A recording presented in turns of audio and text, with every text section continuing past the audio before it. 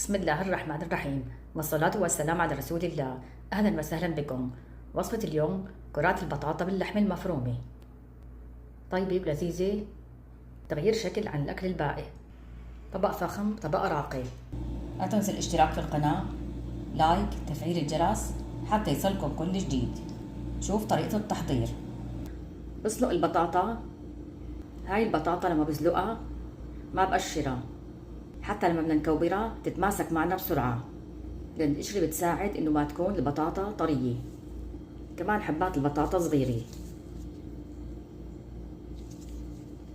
حبات البطاطا صغيرة للسلق والكبيرة للقلي.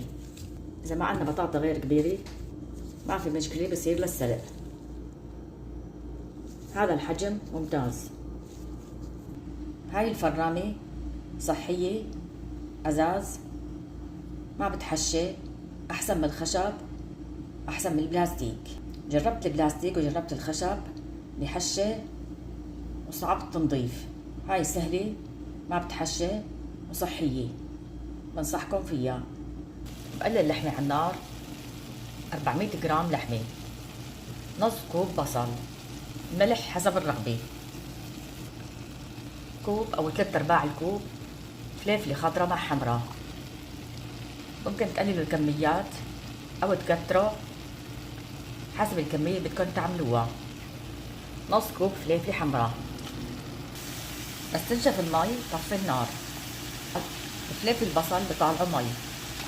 ما حطيت مادة دهنية، سمنة او زبدة او زيت، لان اللحمة فيها دهن. الفلفل الحمراء والخضراء والبصل بيعطوا طعم طيب وأذكى للحمة.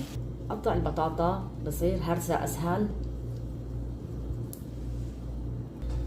حط للبطاطا 8 ملعقة رشة، يعني كركم، زنجبيل رشة أقل من ربع ملعقة، فلفل أسود ربع ملعقة، بهارات مشكل أو بهارات السبعة أو بهارات الكاري ربع ملعقة، هاي رشة أو 8 ملعقة كزبرة، فلفل أحمر ربع ملعقة، ريحان، ورق الريحان في منه أخضر في منه ناشف ربع ملعقة، الأعشاب اختياري، رشة زعتر أخضر، 1 سن توم، 2 جبن مثلثات أو مربعات أو جبن كريمي، نص كوب بقدونس، ملح حسب الرغبة.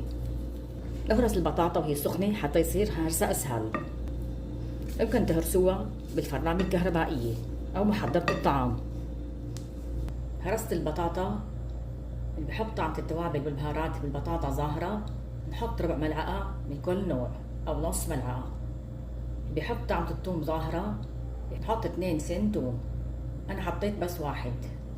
بحط للحمة ملعقة كبيرة دبس فليفلة. قلب الفليفلة مع اللحمة. بحط اللحمة،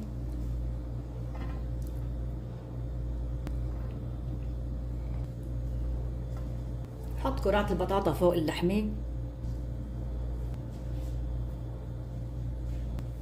حجم البطاطا مثل ما بدكم، وسط أحسن شيء. كمل كل كمية بنفس الطريقة. بعمل الصوص اللي بدي أحطه للبطاطا. علبة قشطة وزن 170 جرام، 5 قطع جبن مثلثات أو مربعات أو جبن كريمي. الجبنة والقشطة طلعتها من البراد قبل بوقت بحرارة الغرفة. بخلط الجبنة مع القشطة، يكون الصوص الأبيض خالي من التكتلات. ممكن نعمله بالفرامة الكهربائية أو الخلاط أو محضرة الطعام. حط الحليب، ملح حسب الرغبة، رشة فلفل أسود، رشة فلفلة حمراء، رشة بهارات مشكل أو بهارات السبعة أو بهارات الكاري. حرك. لازم يكون قوام الصوص كريمي. حط للصوص حتى يصير القوام كريمي 8 قطع وعلبة جبنة مثلثات. حطيت من أول 5 صارت 13 قطعة. حط الجبنة، جبنة بحرارة الغرفة حتى يسهل هرسها. بحرك الجبنة مع الحليب أو بنعمل الجبنة بالخلاط. بخفق بالخلاط أو هاند بلندر، خلاط العمود، أو محضرة الطعام.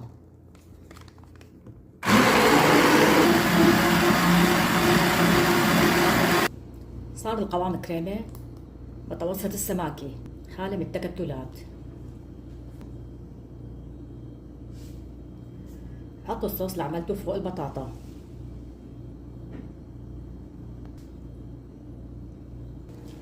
حط على الوجه جبن موزاريلا.